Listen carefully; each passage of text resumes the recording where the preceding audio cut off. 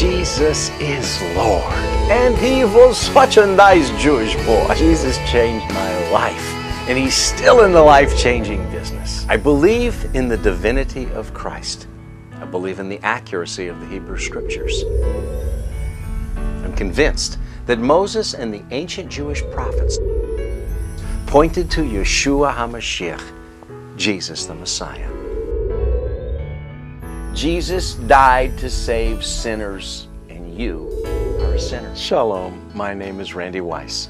I'm a Jewish believer in a Jewish Messiah, and I want to welcome you to CrossTalk. When last we met, I aggravated some of my viewers. Believe it or not, some people struggled with the idea that a Jewish guy could believe in Jesus. Well, get used to it. And apparently more troubling, some could not believe that a Jewish guy would ever suggest that Jewish self-hatred might be the cause of division within Israel. Well, try to get used to that too. At least grant me the benefit of the doubt. There's a reason this short series is titled Israel, Changing the Odds in a House Divided. I'm convinced that there's something wrong in Israel. I'm so convinced, I want to give you a transcript of this series, and I would like to read your comments. If you have ideas how we can bless Israel, I want to hear them. I believe the political odds stack up against Israel's survival. So maybe it's time we mature into spiritual people. Somehow we must firmly stand as staunch supporters of Israel. Now, I've never blindly suggested that Israel's always right, or that the needs of Israel's Palestinian citizens should be ignored. I mean, hey, those are not my views. But neither should we ignore the promises of God. Israel is an inheritance. It was granted to Abraham, Isaac, Jacob, and their descendants. Neither the Arab League, the United Nations, nor the far left among Israel's own politicians should be permitted to void the covenant that God made with Israel. And like it or not, among other things, God's promises also included a land deal. My concern is that it seems some liberals in Israel have finally set the bar as low as some American liberals. Forgive my sarcasm, but based on what I now see in the United States, I think you may agree that some American liberals seem called to support everyone's rights to deviant behavior. They protect the rights of minority religions imported by the enemies of freedom. And at all cost, American liberals will fight to protect our schools, our public buildings, and our youth from being influenced by anything as dangerous as the Ten Commandments. Am I wrong? If so, write to me. I want to keep an open mind. But I have come to think that perhaps Israel and America might now have more in common than a democratic form of government. Both nations seem to encourage irrational governance, and both seem to disdain leaders who act in the appropriate self-interest of the nation. I'm just convinced. Israel is a divided house, and it appears to have been infected by a destructive self-hatred. Permit me to restate a question asked when we last visited.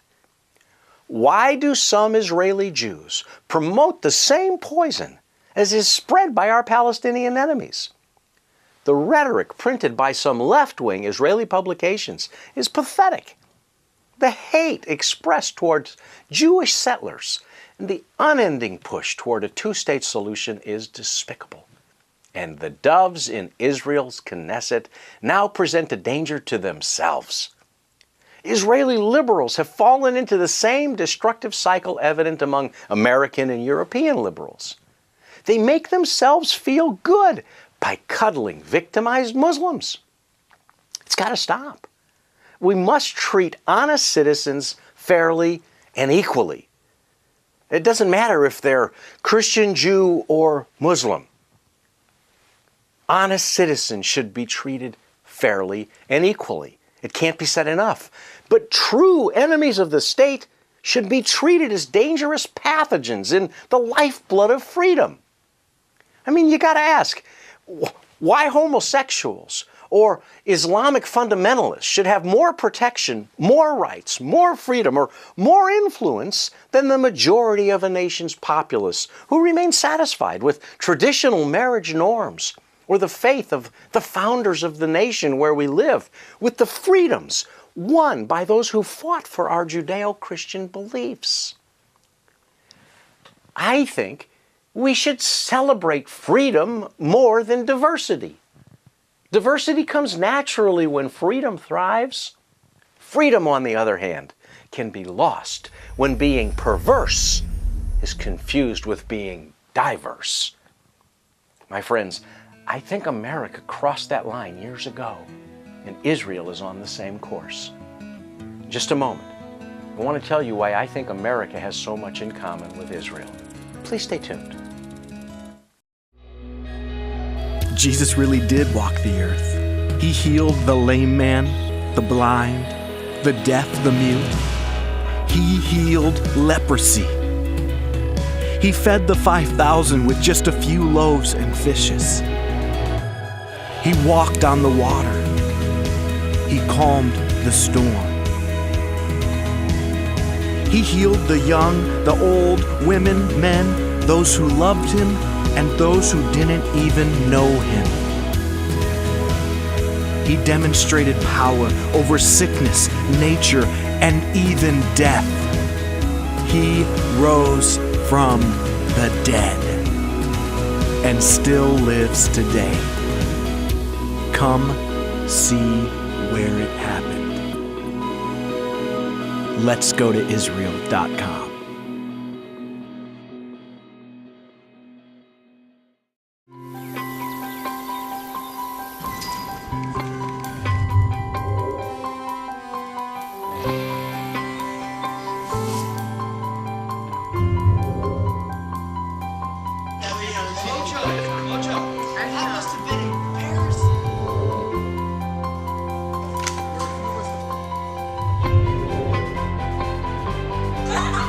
I am Regent's first ROTC graduate student.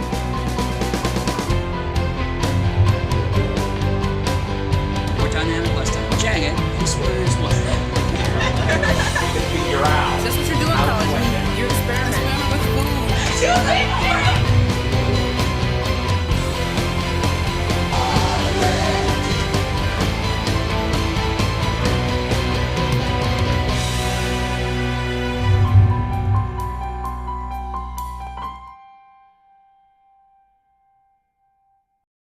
Thanks for watching CrossTalk.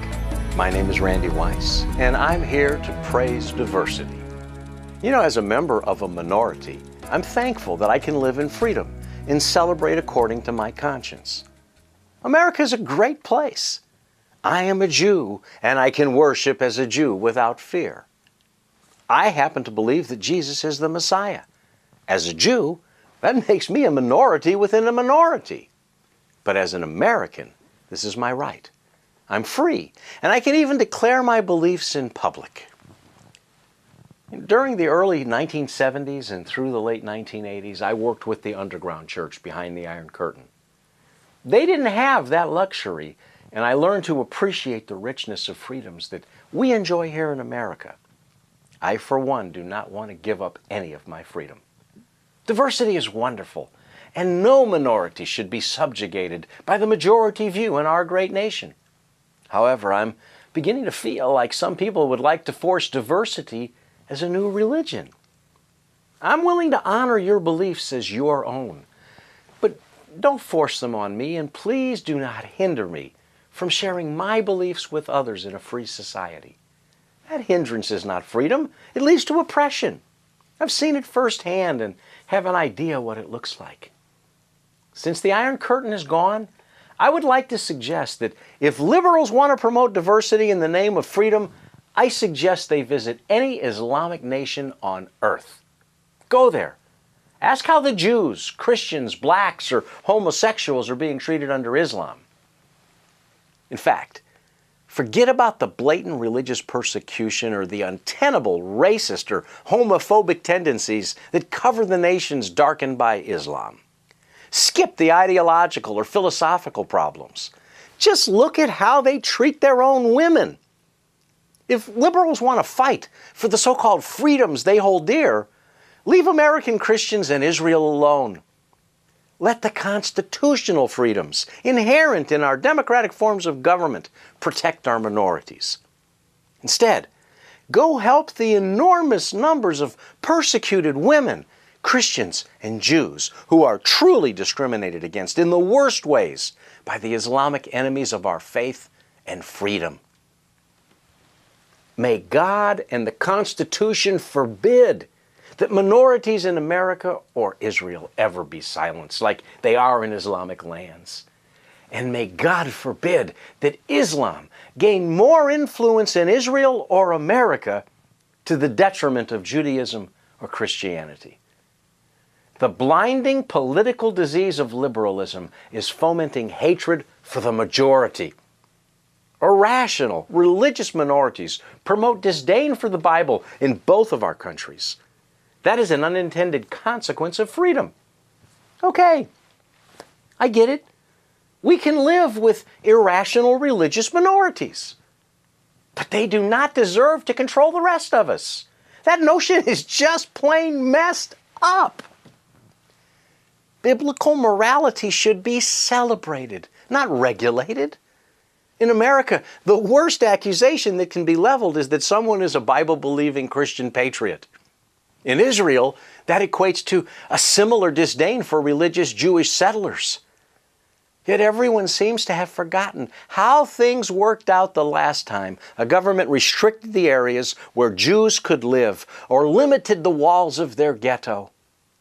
Everything I hear causes me to ask questions. In fact, I have a series of 5 important test questions for you.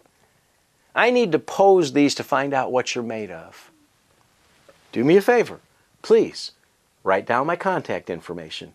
You can send your answers or comments to Randy Weiss, CrossTalk, P.O. Box 2528, Cedar Hill, Texas, 75106, USA. When you write, be sure and ask for your free Israel Today magazine subscription. Okay, here we go. 5 questions to promote a discussion. Number 1, how can the liberals of any stripe describe the imposition of Israel's self-destruction as a peace process? Number 2, how can any American leader coddle Iran and North Korea as they prepare to build nuclear bombs, and at the same time we can kick our friends in Israel to the curb for building an apartment building? And number 3, why would any American support a plan that mirrors Nazi Germany or any modern Islamic state through a policy that restricts where a Jew is permitted to own property, especially in the capital of their own Jewish nation? Number 4, how can any Jew give in to such preposterous demands? And number 5, after the Jews lose their freedom, who's next? Well, friend, we're just getting warmed up. And if you're getting a little hot, calm down. I'll give you my contact information again a bit later so you can get whatever you need to tell me off your chest. In just a moment, I want to teach a little about gambling and changing the odds. Please stay tuned. Jesus really did walk the earth. He healed the lame man, the blind, the deaf, the mute. He healed leprosy. He fed the 5,000 with just a few loaves and fishes. He walked on the water. He calmed the storm. He healed the young, the old, women, men, those who loved him and those who didn't even know him. He demonstrated power over sickness, nature, and even death. He rose from the dead and still lives today. Come see where it happened. Let's go to Israel.com.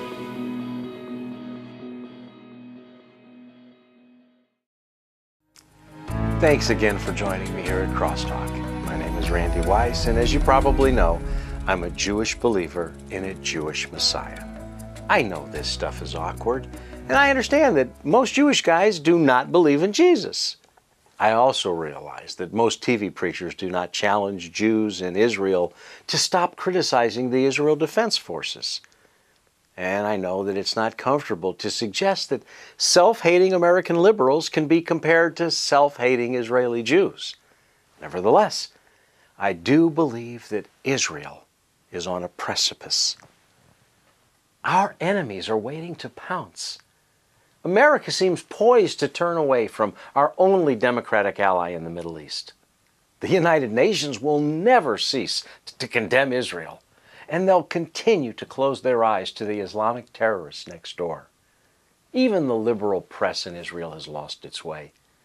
A moment ago, I asked you my questions, and I really do want to hear your answers or your comments. Please take a moment and jot me a note. Send them to CrossTalk, P.O. Box 2528, Cedar Hill, Texas, 75106, USA. You can contact me through Facebook or visit my website, www.crosstalk.org. When you're at the site, be sure and ask for your free Israel Today subscription magazine. Here's the deal as I see it. Some diluted form of self-hatred is the only answer that can justify some radical dovish Israeli Jews in their regular condemnation of Jewish patriots. Their insatiable hunger for the elusive peace they seek is even causing them to lash out against the Israeli Defense Forces. Instead of identifying the core problems of Muslim hatred, some liberals in Israel can only find a voice to raise against those who defend their land. The same sickening foolishness is often spewed across liberal publications and mainstream media in America. I stand by what I said previously. In the name of tolerance, liberal Americans would share their bed with rattlesnakes to avoid being labeled intolerant. And that same fear appears to be influencing some left-wing liberal Jewish politicians and their promoters in Israel, who demand land for peace deals and seem proud to defend their murderous enemies in the name of tolerance. I'm convinced that this is the height of Jewish self-hatred, and it is a bad bet. It's like gambling in a rigged casino. By the way, all casinos are rigged. All odds serve the house, and gamblers support the casino in the long run. The bets being placed on the wheel of the land for peace game will never be won by Jews. God did not give the land to our enemies. We have no right or reason to gamble it away on promises from liars.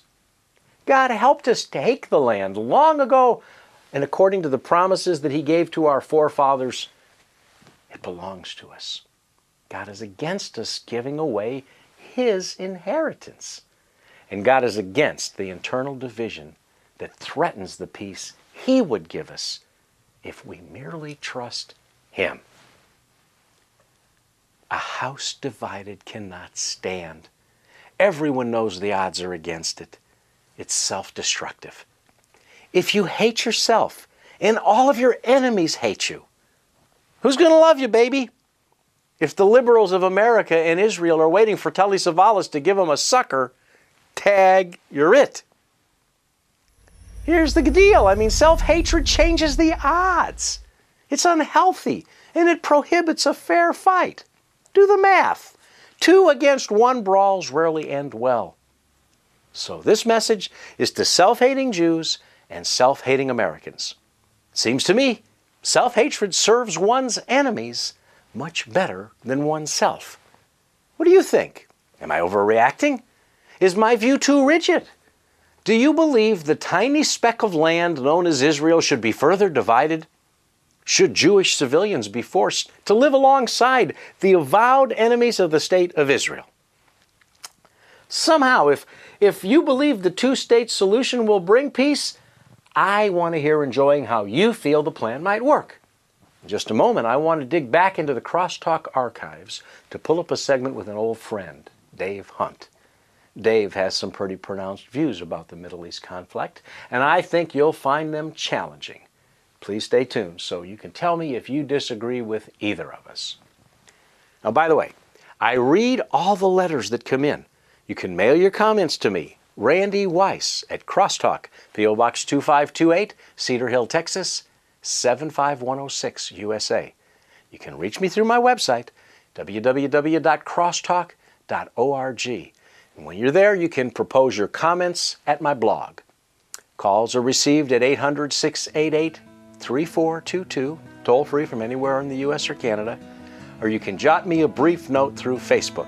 However, whatever way you want to get to me, please send me your message. I want to hear from you. Oftentimes, terms are used and they sometimes go by people, and I want to make sure that everyone understands. When the term is used, PLO, explain what it means and give us a little history about this incredible organization. Right. PLO stands for the Palestine Liberation Organization. That was 1964. It was founded. Now they talk about we've got to move the borders back to 1967. But wait a minute, what were they liberating in 1964? And even in their charter, I think their charter is clear what they're attempting to accomplish. Well, their charter says the annihilation of Israel. It must be eliminated. The goal of the PLO is to wipe out Jews and the land of Israel to be restored in theory to their control. Well, yes. It's not just the PLO. They're Muslims. They're doing this in the name of Allah. This is a religious quest. Absolutely. And in conjunction with the Muslim nations all around. Here's what the Minister of Foreign Affairs of Egypt, his name was Muhammad Salah ad-Din. This is what he said about the return of the Palestinian refugees, because this is part of a major goal of the PLO. We're going to get these Palestinian refugees back, and we have to talk about them in Palestine. I mean, it opens up a whole a big subject here. He says, quote, "Let it therefore be known and appreciated that in demanding the restoration of the refugees to Palestine, the Arabs intend that they shall return as the masters of the homeland. They intend to annihilate the state of Israel." Anwar Sadat was a man that everyone would know because he seemed to be moderate. He made peace with Israel, went to Jerusalem, and of course they killed him for this, the Islamic Brotherhood.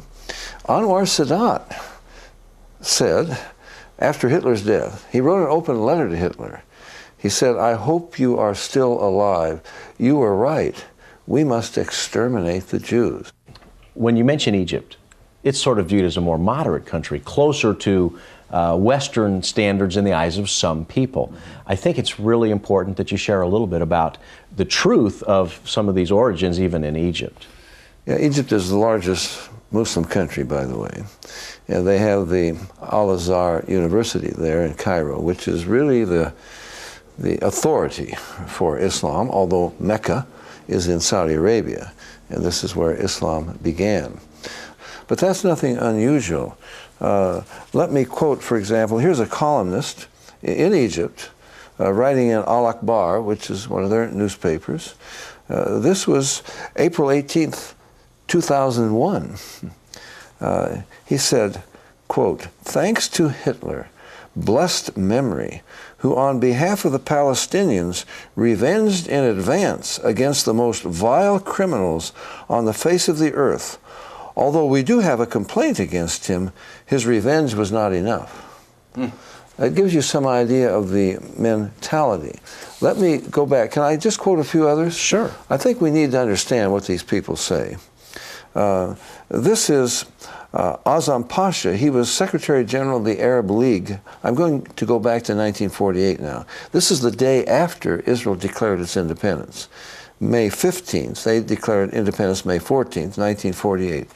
Quote, "This will be a war of extermination and a momentous massacre which will be spoken of like the Mongolian massacres and the Crusades." Okay?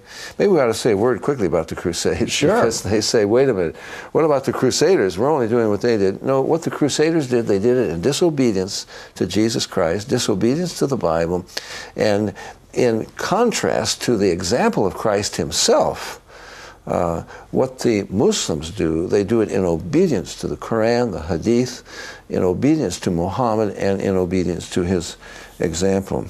This is Nasser, President Nasser of Egypt. This is October 14th, 56, because they had a war in 1956 as well. He said, quote, "Our hatred is very strong. There is no sense in talking peace with Israel. There is not even the smallest place for negotiation." This is Hafez Assad in 67 now, in the time of another war, just before the war, in fact. He was at that time defense minister of Syria, and then he became a dictator, took over. He said, quote, "The Syrian army with its finger on the trigger is united.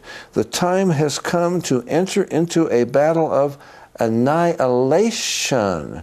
See, we've never been up against an enemy like that. They want to take over your country, or they want to subject you, or whatever. Annihilate you? I don't think most of our audience, it won't click yet. We can't imagine someone wanting to annihilate you. Okay, thanks for rejoining me here at CrossTalk.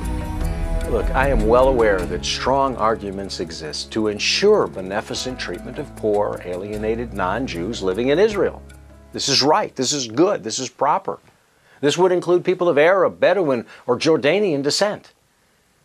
Christians in Israel also need protection, particularly those living in non-Jewish controlled areas of Israel. Christians are routinely persecuted by Muslims when living in non-Jewish jurisdictions of the nation. The problems are not insoluble. It's simply that the answers thus far proposed are doomed. Actually, when we meet next, I intend to propose a novel idea regarding a two-state solution. And if time allows, we'll also hear a bit more from our archives with Dave Hunt. I have an idea that you might find him interesting. So, I hope you will return for the conclusion of this series at our next visit. If you're unable to join us, the entire series will be available on DVD. Just ask for it by name when you call us at 1-800-688-3422, or you can order it from our website, www.crosstalk.org. The series is called Israel, Changing the Odds in a House Divided. My name is Randy Weiss. You can reach me through Facebook or at our website. Again, it's www.crosstalk.org. You can call toll-free from anywhere in the U.S. or Canada, 800-688-3422. And remember, when you call or write, to request your free subscription to the Israel Today magazine at our mailing address, P.O. Box 2528, Cedar Hill, Texas 75106, USA. Till next time, Shalom and God bless you.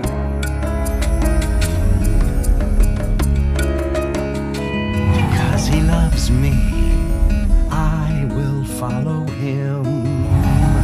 Because He loves me, I will follow Him. Because He loves me, because He loves me, because He loves me, I will follow Him. Because He loves me, I will follow